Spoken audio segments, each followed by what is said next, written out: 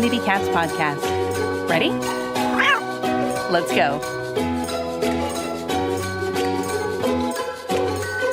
Welcome to the Community Cats podcast. I am your host, Stacy LeBaron. I have been involved helping homeless cats for over 20 years with the Merrimack River Feline Rescue Society. The goal of this podcast is to expose you to amazing people who are improving the lives of cats.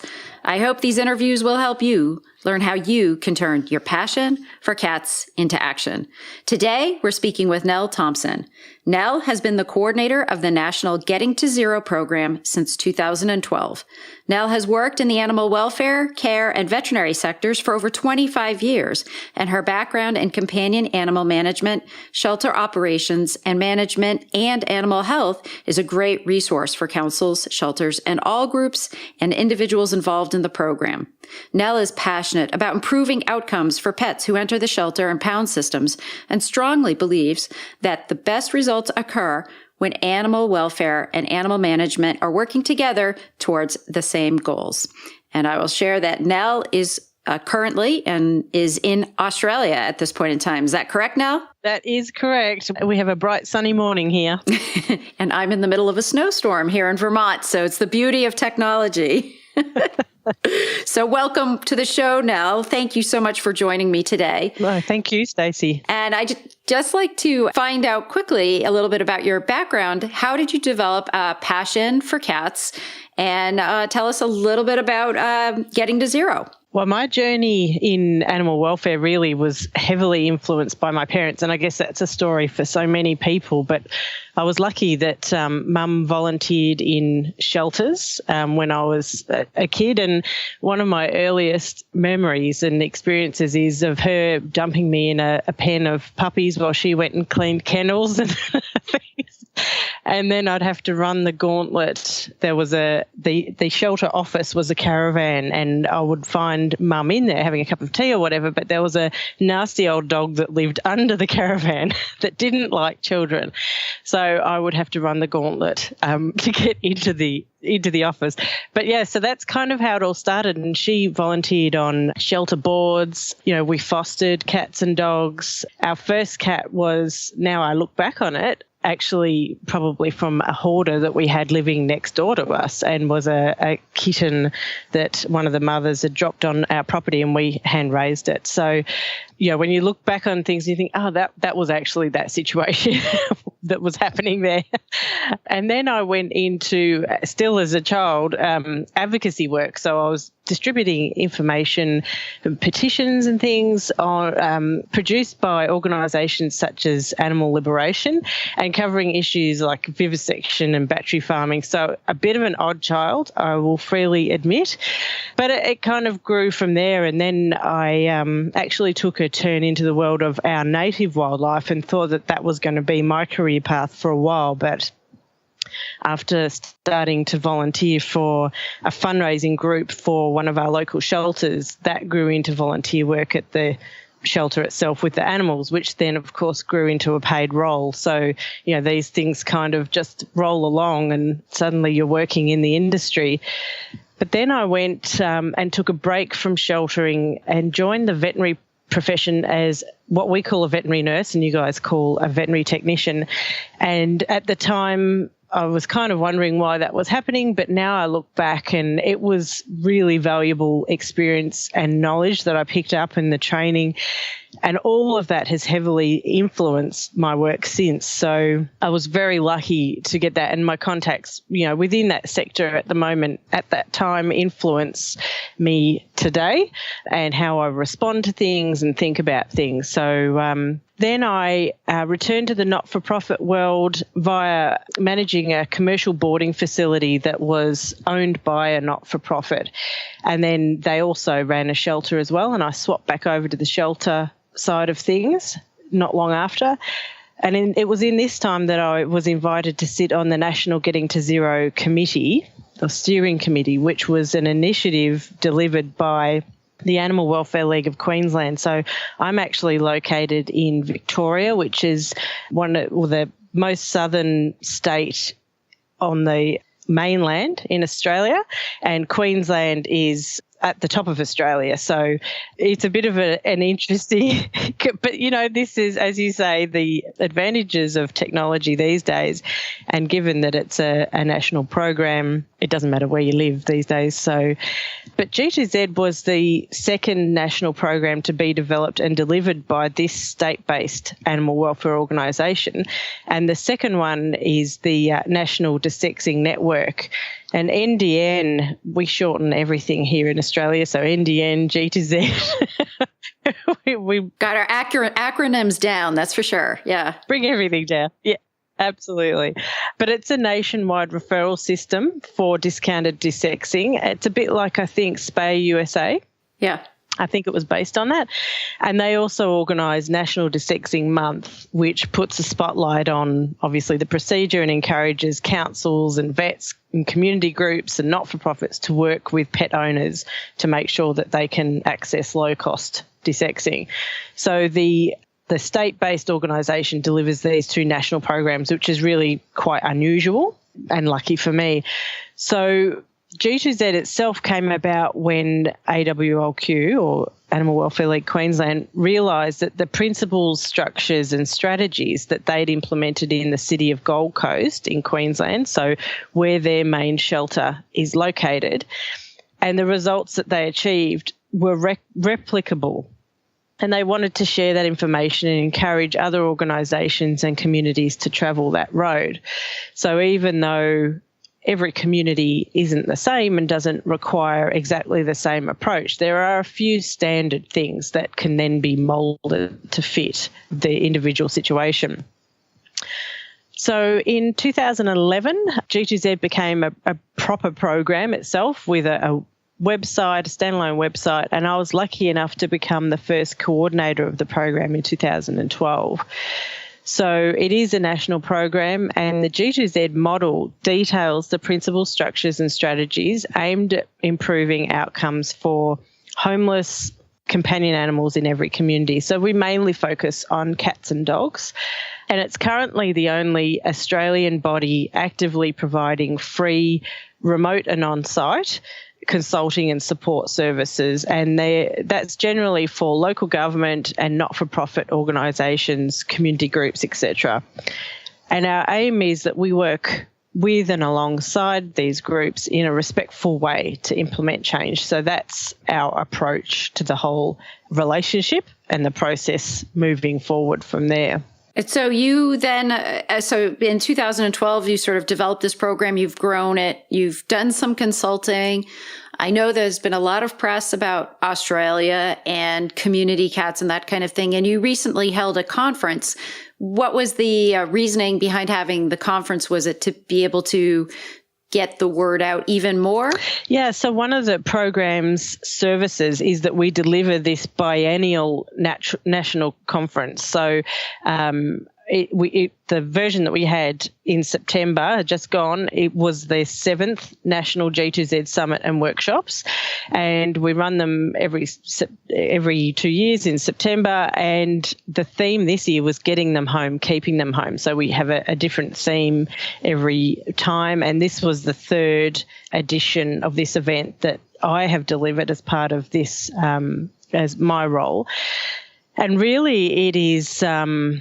it's been one of the major drivers of change over the years in this country. It's the only event that we have. So essentially, if anyone's been to Animal Care Expo, it's a mini version of that. And mini by, our populations are quite a bit smaller than yours. And when I go to Expo and I see the organisation that's entailed, I'm quite happy to have it the size that ours is. But it is important. So we gather together local and international experts and basically get everyone in the room, try and get all of the sectors that are involved in these issues. One of our drivers for the G2Z model is that we encourage collaboration and cooperation to achieve community change. And, this is a good way to do that because our country is almost the same landmass as yours, with significantly less population and significantly less sheltering facilities, whether they be government pounds or not-for-profit shelters.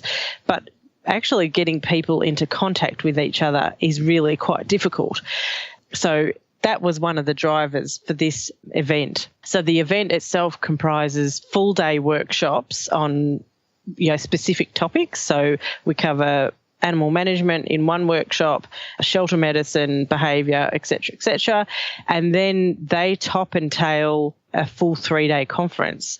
So we'll do full-day workshops on a Tuesday covering specific topics, have a 3-day conference, Wednesday, Thursday, Friday, and then we have historically repeated the workshops on the Saturday to ensure that as many people as possible can take advantage of it, particularly as we only run every 2 years. So some people are able to do weekends versus during the week, etc. And some people only come and do the workshops because they can only afford 1 day away, and that's fabulous. Anything is what we're aiming for. So we really want to bring together all of the sectors involved in the work, and we, invite all levels of government, not-for-profit welfare, shelter and rescue sector, and obviously the researchers, academics and the veterinary professions, and also the pet industry, because they are part of the story. And we are seeing more and more shelter pets or rescue group pets being adopted out through our pet supply stores, which is fantastic. So, we have a range of local and international presenters, and we most often call upon the expertise of your professionals, actually. And the reason for that is that more than any other country, the United States seems to be the most similar to us culturally, even though our most recent history is more from the UK. We tend to be culturally much more like Americans. And so our cultural issues are very similar. And so we find that if we look at the work that you guys are doing, we don't need to reinvent the wheel as much. And we can often apply those principles and programs and methodologies and just philosophies to what we're doing here. And the work that's happening around the world in this space is incredible at the moment. And it's a great time. I always say to people, it's a fabulous time to be in animal sheltering. It really is, particularly compared to 20 years ago. Let's make helping cats in your community easier. Join me and over 10 exceptional leaders for the first ever online cat conference. This virtual conference will be held January 26th through 28th, 2018, and will feature speakers like Brian Cordes of Neighborhood Cats, Hannah Shaw, the Kitten Lady, Katie Lisnick of the Humane Society of the United States, Nell Thompson from Getting to Zero in Australia, and many, many more. This is an affordable opportunity to learn from nationally and internationally known leaders in the field of community cat management and care. To find out more details, please go to www.communitycatspodcast.com and sign up today to register. Fees go up on December 1st. Let's make helping cats easier in your community. The Community Cats podcast will soon be a year old, with over 200 episodes profiling amazing people who are all making a difference in the lives of community cats.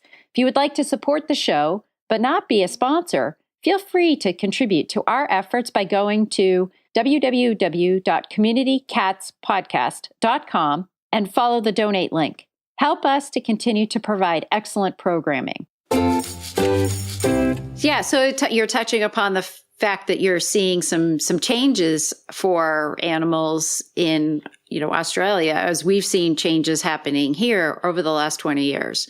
So you're seeing some changes. What is the sort of the state of the community cat like in Australia? It is under pressure. We have, and look, I know that you guys experience these kind of attitudes to a degree as well, but for a variety of reasons, our cats are much maligned here, which is very distressing for all of us working in the space. As much as, and I, referred earlier that, I was intending on working with wildlife at one stage in my career. So I'm very aware of the environmental factors, and I myself live in a rural area very near a national park. I have, developed my garden to be very small bird friendly, and, I'm very wildlife aware.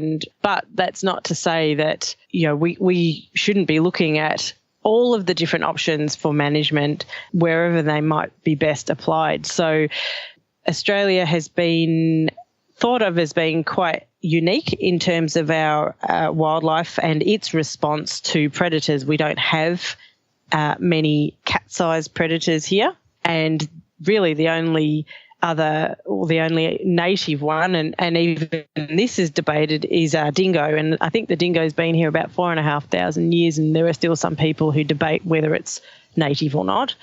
And the dingo is also under pressure because it interbreeds with wild dogs, etc. So we have this cycle of persecuting predators for a variety of reasons, and whether that be their impact on farming stock, which is obviously the wild dog side of things, or the native wildlife. However, as I said, I think that, certainly management tools such as TNR, there are plenty of places where that strategy would be completely appropriately applied. Over here, we have a lot of urban environments, and of course that's really where our greatest concentration of community cats are. And in most states, TNR is currently illegal. We are actually not able to do it because legislation states that all cats must be owned, and whether that includes registration, microchipping, all that sort of thing. So there's a lot of work being done by locals on the ground here in the research space, in the advocacy space, and of course those people who are just getting the programs done underground. Right. Doing it on their own. Yeah, absolutely. And, going back to Mum, that was something that she did. I remember her, she's TNR'd over the years, and it's always been a thing that we've done here in Australia, or probably at least for the last 20 years, but it's certainly coming more out into the spotlight at the moment. So we have, and I'm sure you saw it, the federal initiative that was announced in 2015 that the federal government wanted to kill 1 million cats. We don't even really know how many cats there are. There is some really dodgy data around. And so more information, of course, is always the answer. We need more information, but in the meantime, we have to do something as well. So the program that you guys have over there, trap, neutering and releasing from a shelter would be amazing. And really that's going to be the key to us really making a big dent in our cat euthanasia numbers. A lot of the climate in Australia is very conducive to cat breeding. We don't have the shocking winters that you guys have, particularly where you are. So, cats will often breed all year round. It's very advantageous for them as an environment. So we really need to look at how we can implement management strategies. And one of the issues that we as G2Z are pushing are the desexing programs. So, if we can maximise the number of owned or semi-owned or, in any way attached to people, cats that are desexed, then we're going to make a dent somewhere. So right. I always reference back to, and many of my listeners have heard me harp on this before, as I talk about Adam and Eve. And, if Adam and Eve are going to end up out there on the streets, we want to make sure they're spayed or neutered before, they get out there. So even if we have our hands tied with regards to a trap, neuter, and return program, we have all the rights. No one's going to say no to like a free or very low cost spay neuter program for their owned cats. And so I almost think one prong that's almost more important in trying to get your population under control is offering the great beneficial programs of a subsidized spay neuter program in a target area and work on it very strategically. Agreed. And targeting it, as you say, none of us have resources to burn. If we did, then sure, open it up to everyone everywhere.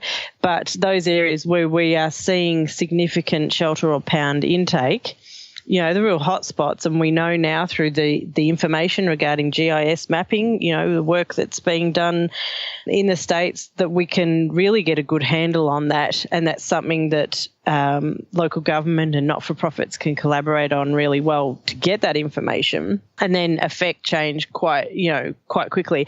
I mean, it really, until our Facebook pages and local supermarket information boards are empty of free litters of kittens, we've got a job to do. And whilst those kittens are being born and they're feeding our semi-owned population, one of the other things that's come out of some research, which I'm proud to say was done here in Australia, Dr. Sarah Zito, she's really highlighted that our traditional animal management approach to cat management has been, okay, you have a cat, you own it, dissex it, register it, microchip it, etc.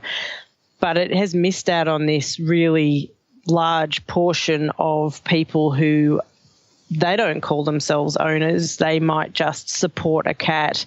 And in fact, it might be a number of houses supporting this cat or a number of cats. They don't feel any responsibility as such, but they certainly feel an empathy for it. They may feed it or, offer it shelter somewhere on the property. So we haven't been accessing those cats at all other than trapping and killing.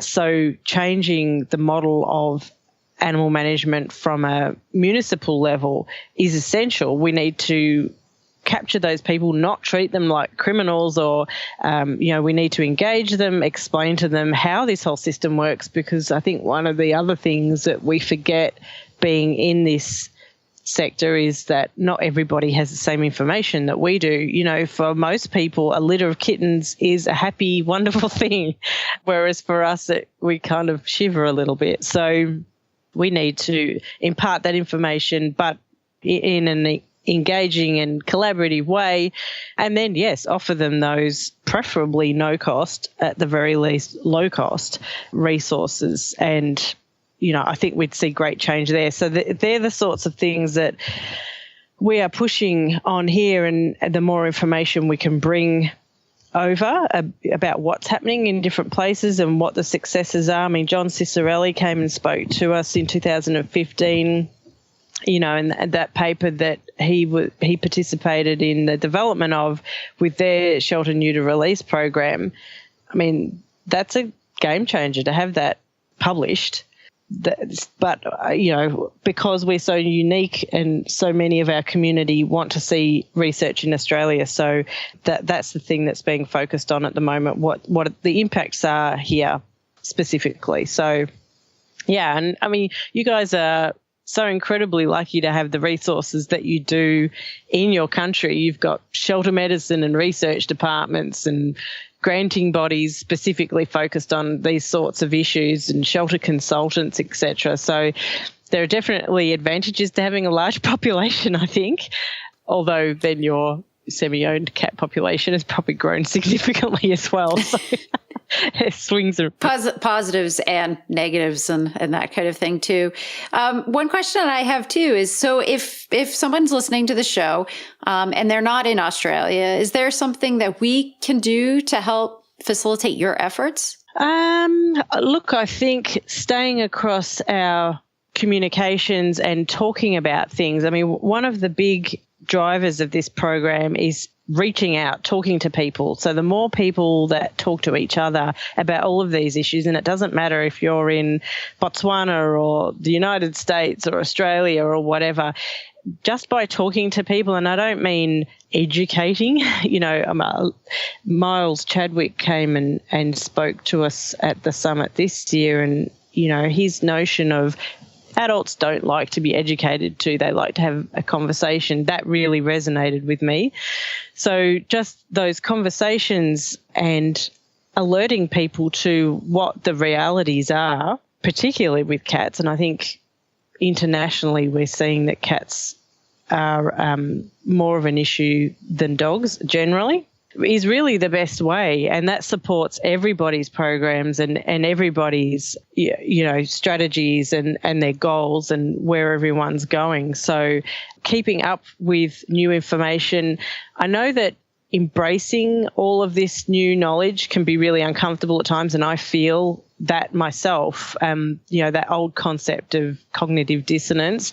I think we can all relate to having experienced that in our work, but we need to accept that discomfort and push through it to a degree to be constantly learning and challenging ourselves. So even though up until not long ago, the concept of TNR within the animal welfare space here was not looked upon positively. It was, it's abandoning them to a life of, whatever it might be. So there was a lot of people that needed to go through that mental discomfort to realise that, okay, let's actually look at the data on this. And once again, there was some great research that came out of New Zealand to show that the physical scoring of welfare of cats in these programs is not any different, and in fact can almost be better than what we consider to be an owned cat. So your or my cat living inside the house. They obviously don't suffer from things like obesity and, all of that sort of stuff. So I think we've nipped all that in the bud. We can show that when the programs are managed, these cats are having as good a life as they can. And we just need to get our heads around that, really. So if folks are interested in finding out more about Getting to Zero, how would they reach out to you? They will find us at g2z.org.au is the website. info@g2z.org.au is the email address. And we also have, we are present on the Book of Faces and on Twitter at G2Z Australia.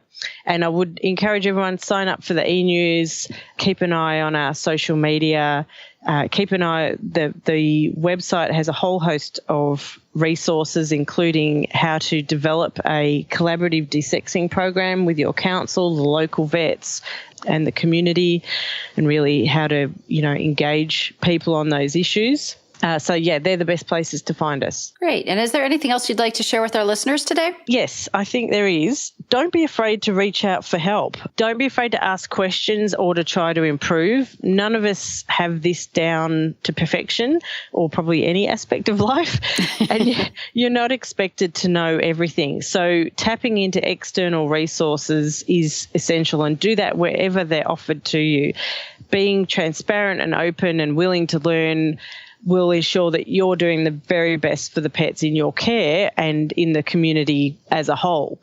And in addition to that, I would say don't forget to register for the CCP Online Cat Conference. I'm really excited to be a part of that and to share more about G2Z and the results that it's seen with its implementation in the city of Gold Coast and in other areas. So I hope to see you all there as well. That's great. Yes, Nell, you'll be joining us at the end of the month, at the end of January, at the online conference. And it's just onlinecatconference.com, and you can find out more information there. So thank you so much for bringing that up. I appreciate that.